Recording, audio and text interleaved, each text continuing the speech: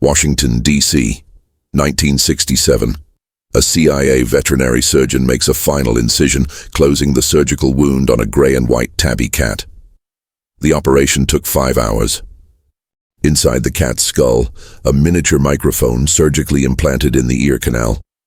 At the base of the skull, a small radio transmitter powered by a battery. Running along the spine, woven through the fur, into the tail, a thin wire antenna. Total cost of this single cat, approximately $1 million in today's currency. The mission: walk near Soviet diplomats meeting in parks, record their conversations, return to handlers. Simple. The project had consumed 5 years of research, $20 million in funding, teams of engineers, veterinarians, animal trainers, and intelligence officers. Project Acoustic Kitty was ready for its first field test. The date: sometime in 1967. The location: a park near the Soviet Embassy compound in Washington, D.C. The target: 2 KGB officers sitting on a bench having a conversation. The CIA van parks across the street. Technicians check the receiving equipment. The signal is strong. The microphone is working.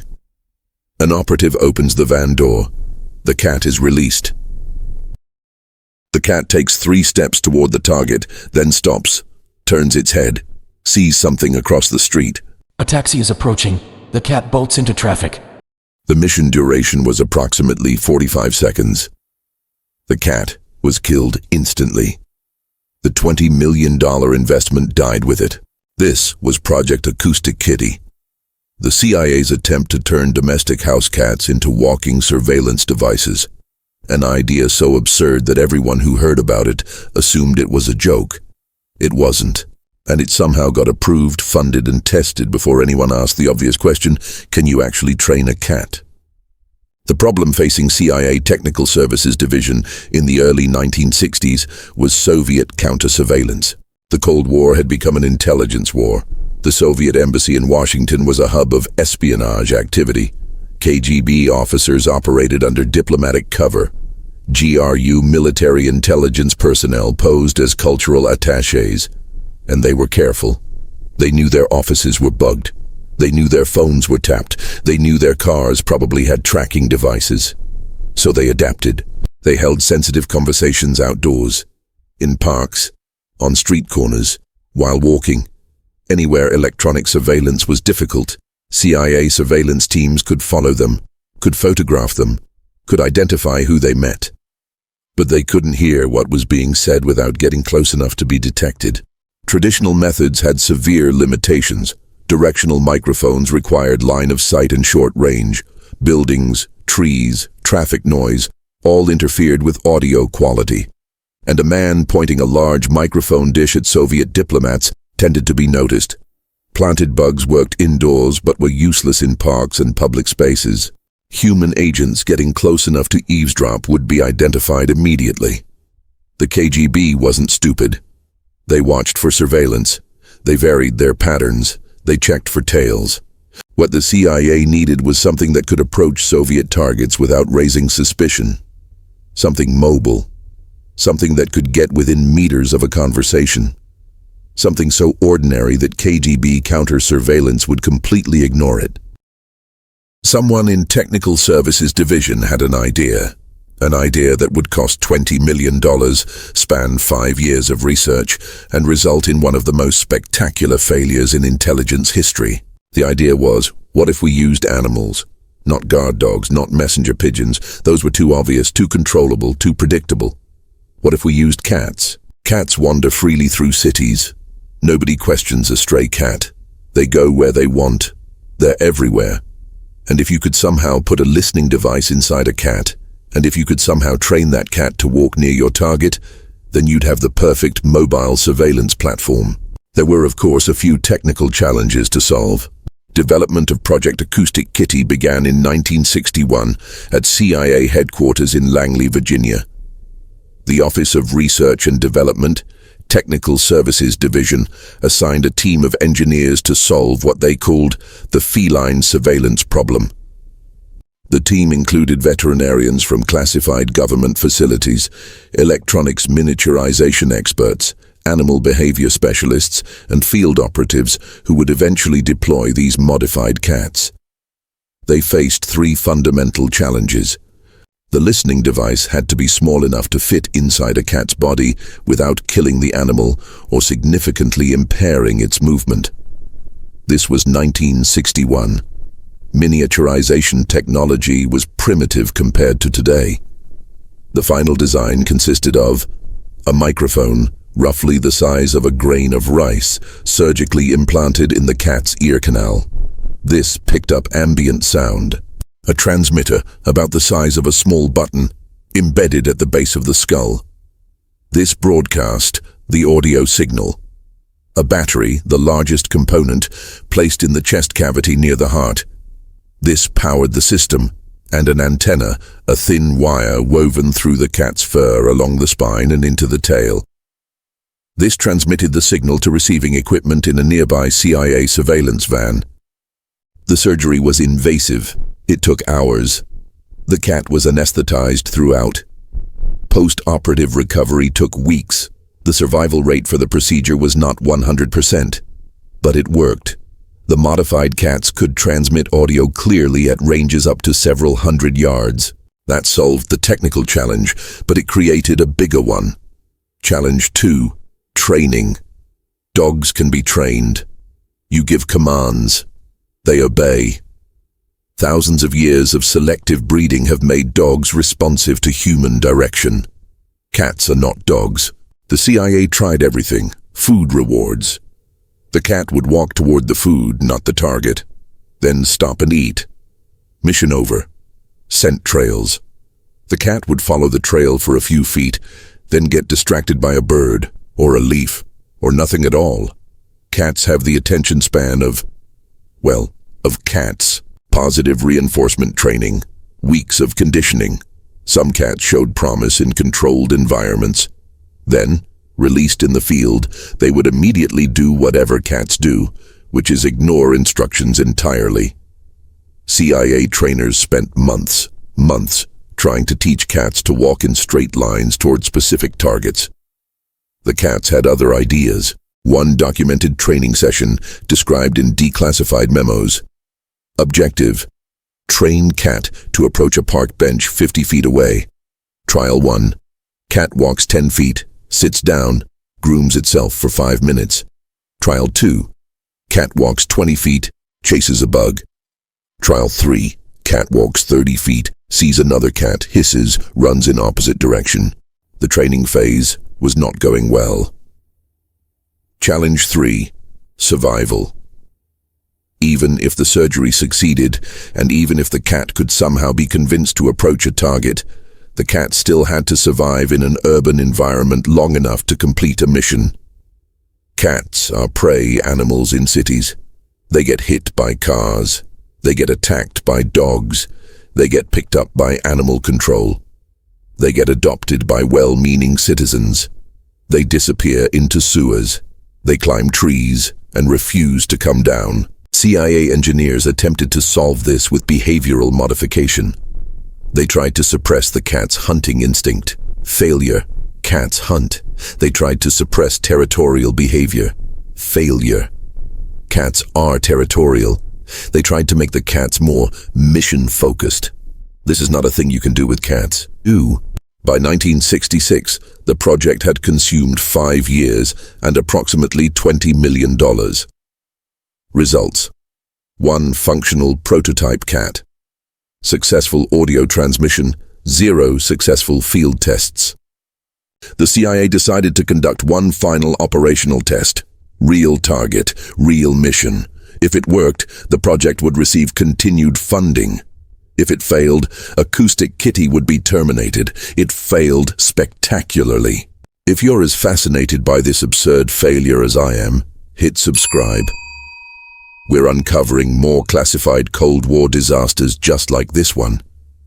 Now let's see exactly what happened when the CIA finally tested their $20 million cat. The operational test occurred in 1967. The exact date remains classified. The location: a park near the Soviet Embassy compound in Washington, D.C. The target, 2 KGB officers, meeting on a park bench, having a conversation the CIA very much wanted to hear. A CIA surveillance van was positioned across the street, approximately 100 yards from the target. Inside, receiving equipment, technicians monitoring the audio feed, and one very expensive cat. The cat had undergone the full surgical procedure. Microphone implanted, transmitter embedded, antenna woven through its fur, weeks of attempted training, careful post-operative care. The mission plan was simple. Step 1, open van door. Step 2, release cat. Step 3, cat walks towards Soviet officers. Step 4, CIA records conversation. Step 5, cat returns to van, or is retrieved later. The plan was vague on this point. The technicians powered up the receiving equipment. Signal confirmed. Audio quality excellent. The microphone was working perfectly. An operative opened the van door. The cat was released. It took 3 steps onto the sidewalk. The cat paused, looked around, appeared to orient itself toward the target. Then it stopped, turned its head. Across the street, a taxi was approaching. Now, in the declassified documents, what happens next is described with bureaucratic understatement. The official report states, "The cat was struck by a vehicle and killed instantly. The mission was terminated." What actually happened was this. The cat, doing what cats do, saw movement, decided that whatever was across the street was more interesting than the 2 men sitting on a bench, and bolted directly into traffic. The taxi driver didn't even have time to brake. Mission duration from release to failure, approximately 45 seconds. Project cost, $20 million in 1960s currency. Adjusted for inflation, approximately $150 million today. Research duration, 5 years. Number of successful field operations, 0. Number of conversations recorded, 0. Number of Soviet officers fooled, 0. Number of cats killed, at least 1. The Technical Services Division wrote a project assessment. The language is careful, the tone is professional, but reading between the lines, you can sense the exasperation. Quote, "Our final examination of trained cats in a realistic operational environment revealed that the program would not lend itself in a practical sense to our highly specialized needs." Translation: cats cannot be trained for intelligence missions because cats are cats. But here's what makes this even worse. The engineers knew. Declassified internal memos from 1964, 3 years before the operational test, show engineers expressing serious doubts about feline behavioral reliability. One memo, written by a senior technical officer, states clearly, "The environmental and security factors in using this technique are too difficult to control. The experiment should be discontinued." The project continued anyway. Why? Sunk cost fallacy. $20 million had been invested, careers were attached to the project, pride was involved. And perhaps, buried deep in the bureaucratic decision-making process, was the hope that somehow, despite all evidence, this absurd idea would work. It didn't. In 1967, Project Acoustic Kitty was officially terminated. The modified cats were. The records don't say what happened to them. The equipment was destroyed. The files were classified. And for decades, nobody outside CIA knew that the American government had spent $20 million turning cats into cyborg spies. Project Acoustic Kitty was not the only Cold War animal intelligence program, but it was almost certainly the dumbest. Let's compare it to other attempts to weaponize or utilize animals for intelligence purposes. American programs, pigeon-guided missiles, developed by psychologist B.F. Skinner during World War II. Pigeons trained to peck at screens, showing target images, guiding bombs toward ships or buildings. Verdict: actually worked in testing. Was never deployed operationally, but not because of failure. It worked. It was just too bizarre to take seriously. CIA pigeon cameras. Pigeons with tiny cameras strapped to their chests, flying over Soviet facilities, taking reconnaissance photos.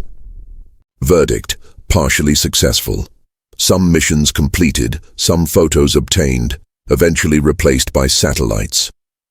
U.S. Navy Dolphin Program.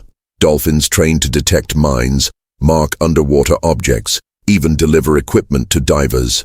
Verdict: actually effective. Still in use today. Dolphins are smart, trainable, and perform tasks humans can't. Soviet programs.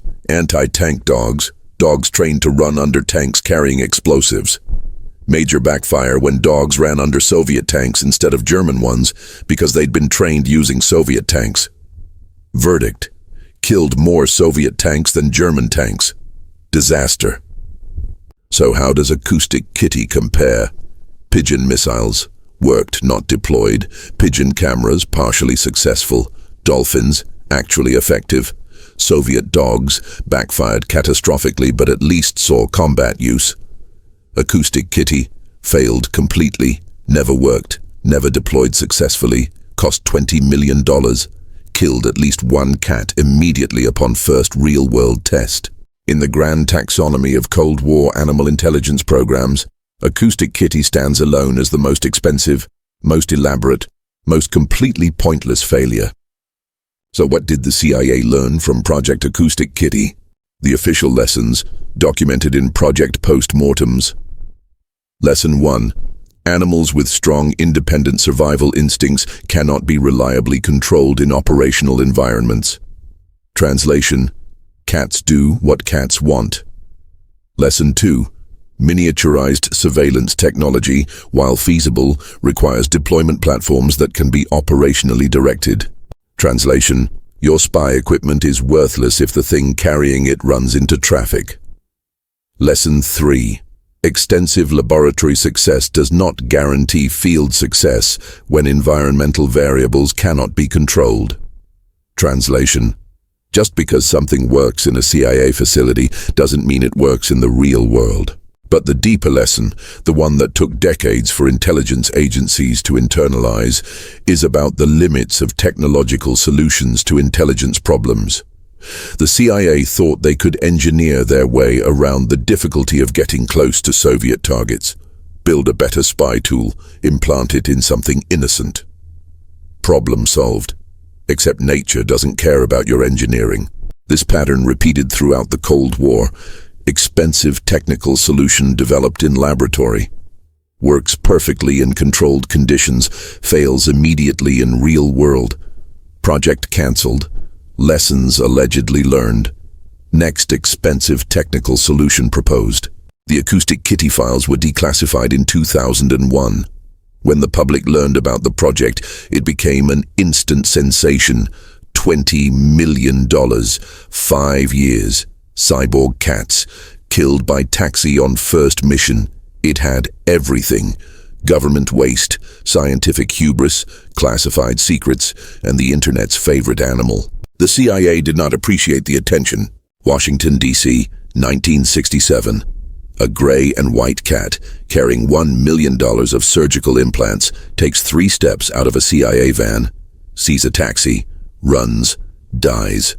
$20 million, 5 years of research, teams of engineers and veterinarians and trainers, all defeated by the fundamental nature of cats. They are cats, they do cat things, and they absolutely do not care about your intelligence-gathering requirements. Project Acoustic Kitty. The CIA's most absurd failure. The Cold War's most expensive joke. And proof that some problems can't be solved with technology, classified budgets, and surgical implants. Sometimes you just need to accept that cats are not secret agents.